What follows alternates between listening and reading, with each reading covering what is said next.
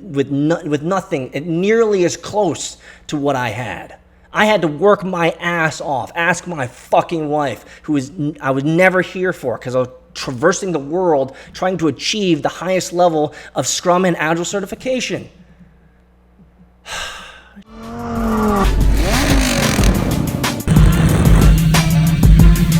I've built many startups. Most of them have failed. And so Bitcoin is exactly the place that I like to be.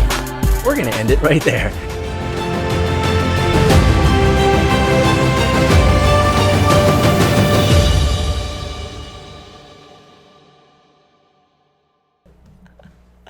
Guys, I want to talk to you guys about the secrets to success. Or I should qualify.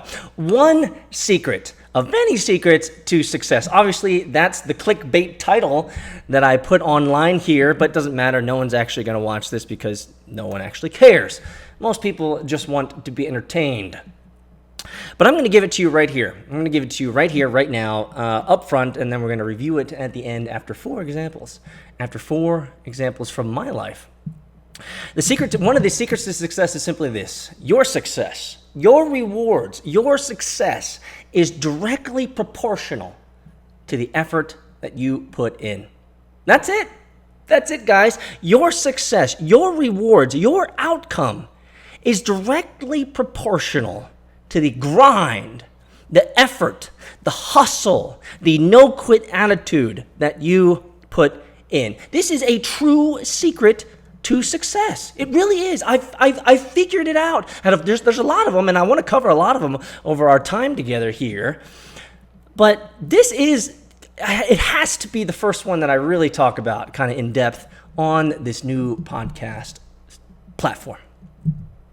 Guys, the secret to success is that your rewards, your outcome, is directly proportional to the effort you put in.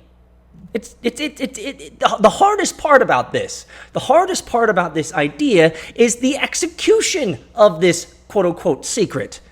It's the execution of it, because no one wants to work that hard. No one wants to do what is necessary.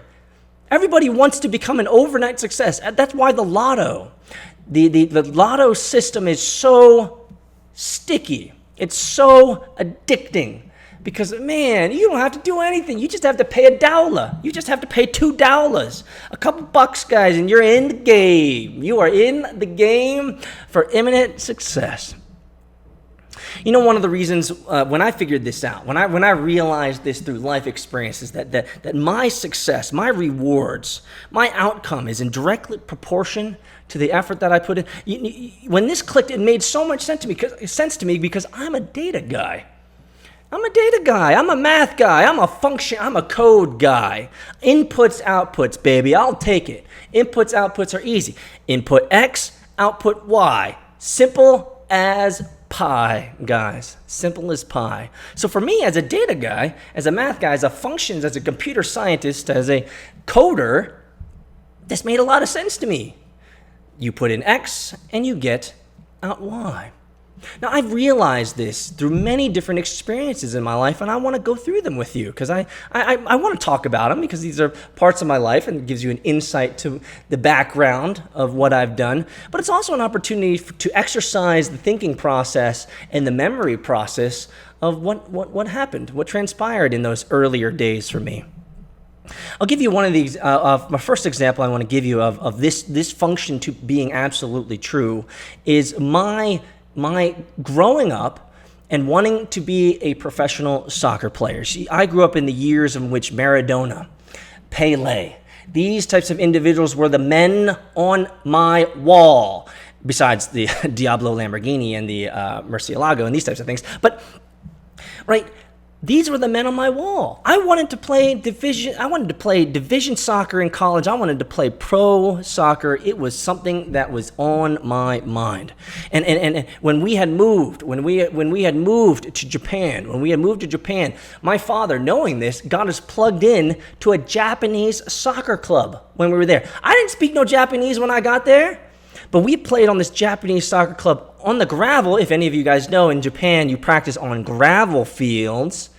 Not often. It's hard to find yourself often grass fields. So we used to scrape the fucking shit out of our legs playing on these gravel fields in Tokyo, Japan. After moving back from Tokyo and back to the States, we got into a private high school with a focus, let's just say, on athletics. There's a lot of Olympic swimmers that come out of this particular school, world-renowned swimmers, world-renowned football players, baseball players. I could name a couple, but I won't. Right, so this school had a lot of focus on sports, and my brother and I had gotten recruited to this school, and we joined the varsity team in 9th grade, coming in from Japan. Now, during this time in Jacksonville, Florida, where we lived, during this time I also played on the Jacksonville Jaguars, a travel soccer team, as well as was looking into ODP, or Olympic development. Long story short, I had, let's just say, anger issues in my high school days, which my senior year, I only played like 6 games the entire season in senior year. You know why? Because I kept getting yellow cards. I kept getting red cards. I kept getting kicked out of the games because I couldn't control my emotions. If we make the long story even shorter, I ended up playing D3. I ended up playing Division III soccer, not Division I, but Division III soccer up in New York City right out of high school, and I didn't want it that bad. After my freshman season, redshirting, by the way, I never actually played. I did the 2-a-day practices early in the morning. Practice, school, no social life, after school practice. I did all of that entire season, redshirted, never played. And the reason is frankly, I didn't want it. I didn't want it that bad. You see, my success, my rewards, the outcome was directly proportional to the effort that I put in. I didn't want it that bad. I floated, and here's a really unique thing. And this can be a travesty. This could be a travesty, especially if you're later in life. But for me, this is an event which opened my eyes to the power of coasting. You see, I could be successful in soccer in middle school, on travel teams, Olympic development teams. I could be successful at a high school level merely because of my talent. But when I got into the bigger games, the Division League in university, I didn't want it that bad. I didn't want it enough. My talent couldn't take me to D1. It couldn't take me to Division I. And I didn't work hard enough to get my skills and my natural inborn talent to the level required to be able to play a Division I soccer. This is one of the travesties, and this is one of the traps of life, is that our natural talents can only get us so far. And for some of us, we're still living on our natural talents into our 30s and 40s, and we want to get to the next level, but we never really wanted it that bad. We just coasted for decades on our natural talents, and frankly, it's not enough.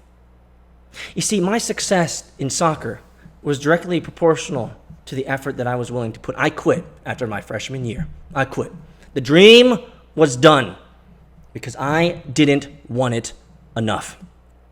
Another dream that I had, another goal that I had was to win a powerlifting contest in my early 20s. Win a powerlifting contest. I thought this was a novel idea. And I decided to go for it.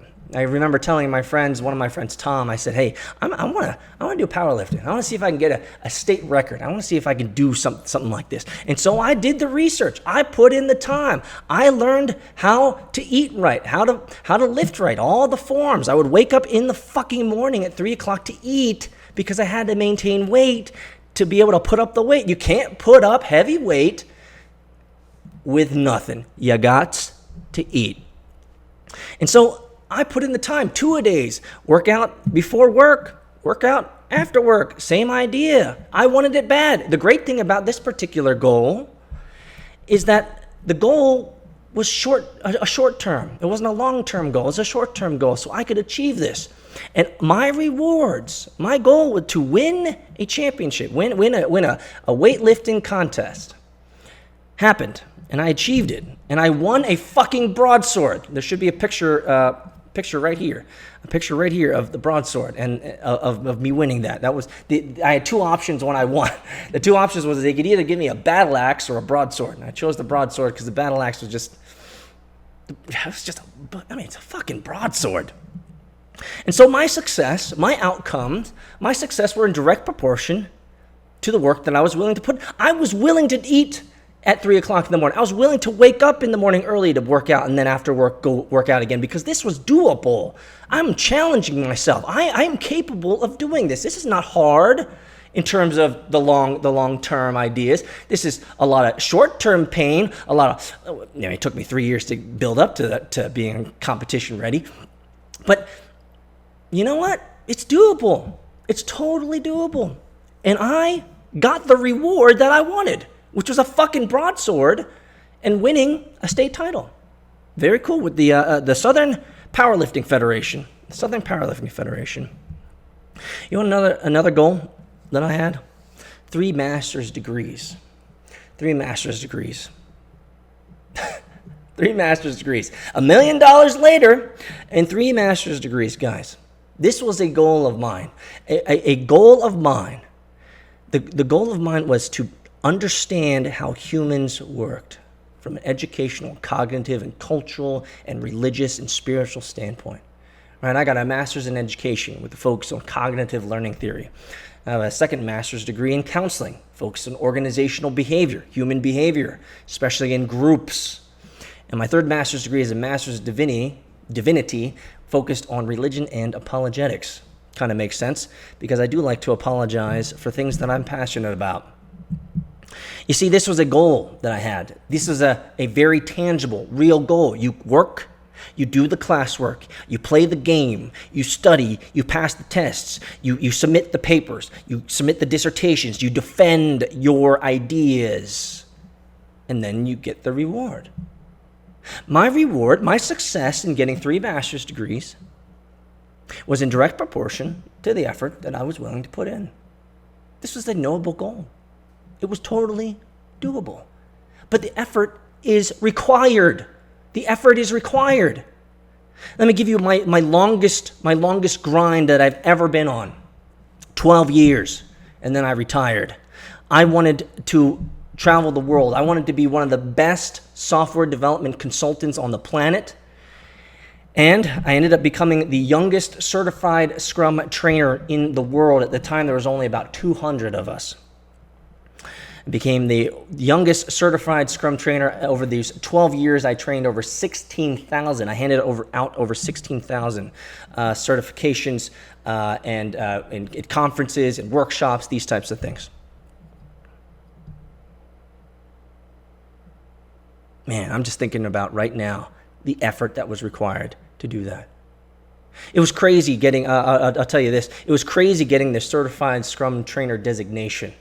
And let's be intellectually honest, this is an old boy network. When you're talking about 200 people in the world able to certify people into Scrum Masters, Scrum product owners, these types of Scrum teams, these types of things in Agile, man, it was an old boy network. You know what I had to do?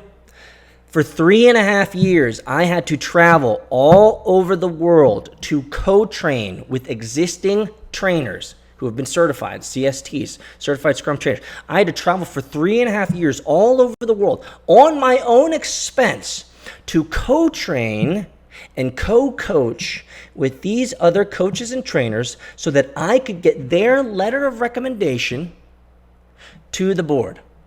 Okay? I had to travel all over the world to do this. I also had to get 10 plus recommendations from C-level executives to prove that I could truly consult at the highest echelons of corporate and business. I had to do it. By the way, I also knocked out 2 books. The second book was published by John Wiley & Sons, which is the #1 business publisher in the world. You can check it out. Peter Saddington, Agile Pocket Guide, Amazon. You see, this was a 12-year grind. I got rejected 3 times for my CST designation. The first time I got rejected, I think I had 4, 5, I think it was maybe 6 CST recommendations out of pocket. We're talking about flights, travel, car, food, all that stuff. I think I spent over $120,000 of flights alone just to get this thing. So I got rejected at 6, and then I had like 2 recommendations from C-level executives.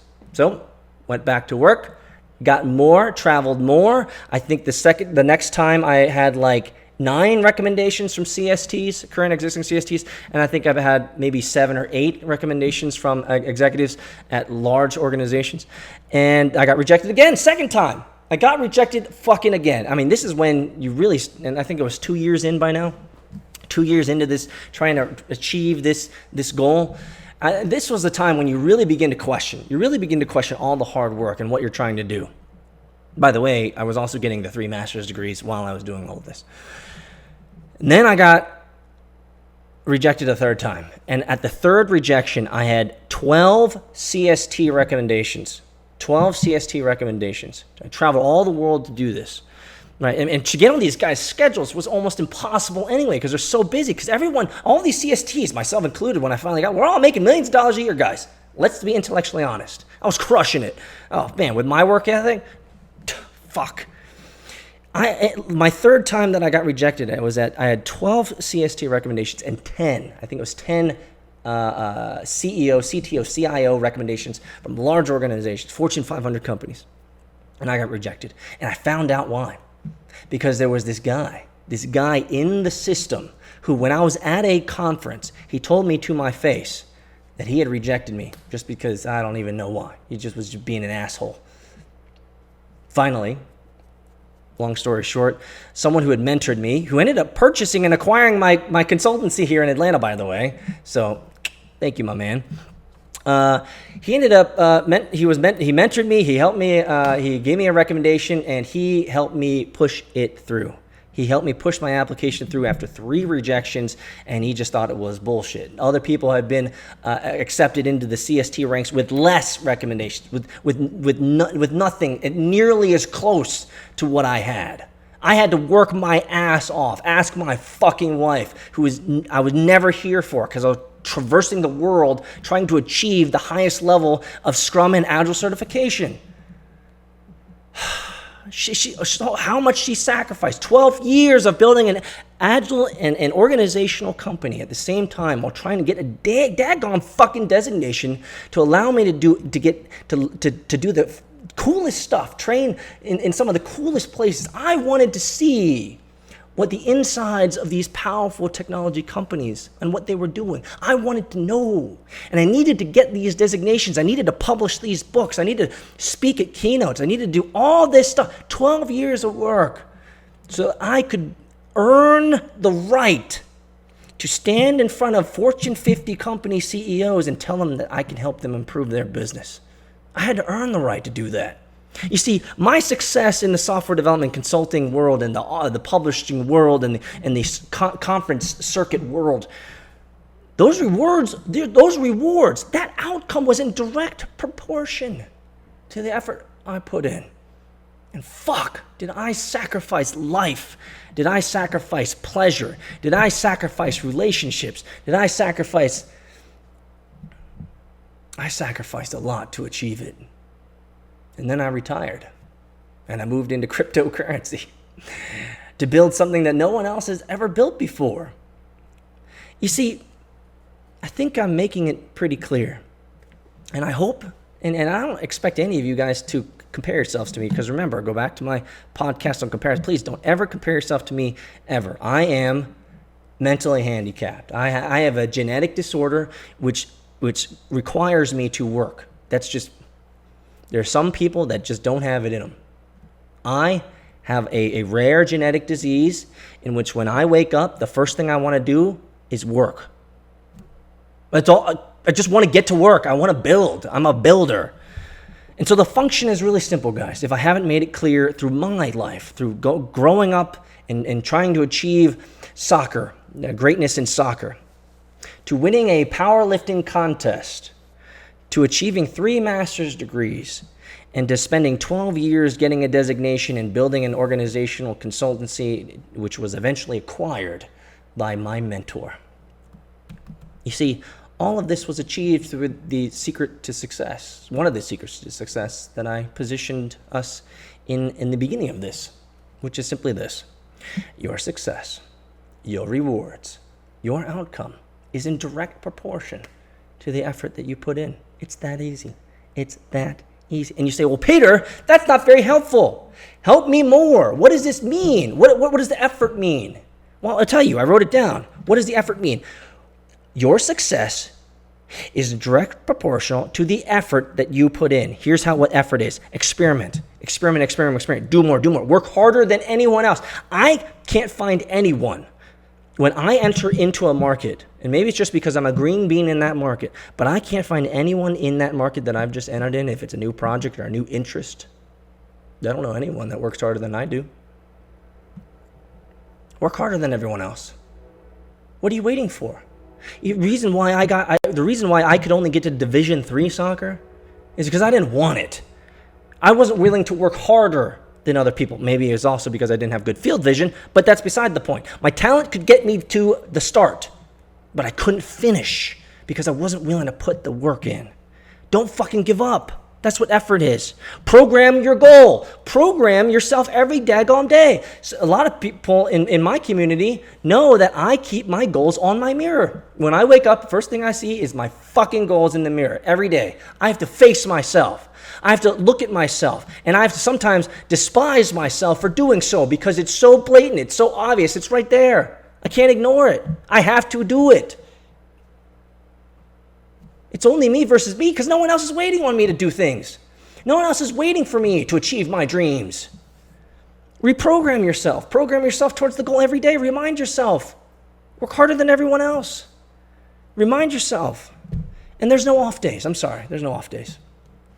I know. People are always like, oh, smell the roses. Sometimes you do. Sometimes you have to. So find the balance there. But I'll tell you, the idea here is no off days. What are you taking vacations from? Hard work? Do you want it? Be your own standard of greatness. Be your own standard of hard work. Be exactly what you want to be for the goals that you have. Do you have goals? Do you have things that you want to achieve?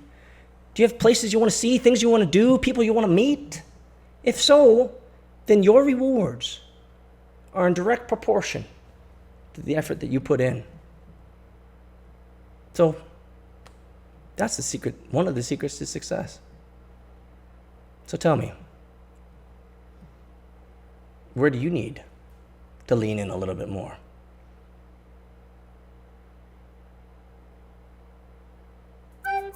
This is Peter, the Bitcoin Lambo. If you enjoyed this episode, share it. Share it with someone. Encourage someone. Remind them that success is directly proportional to the effort you put on. Subscribe, smash the like button, share it far and wide. Have a great day, guys.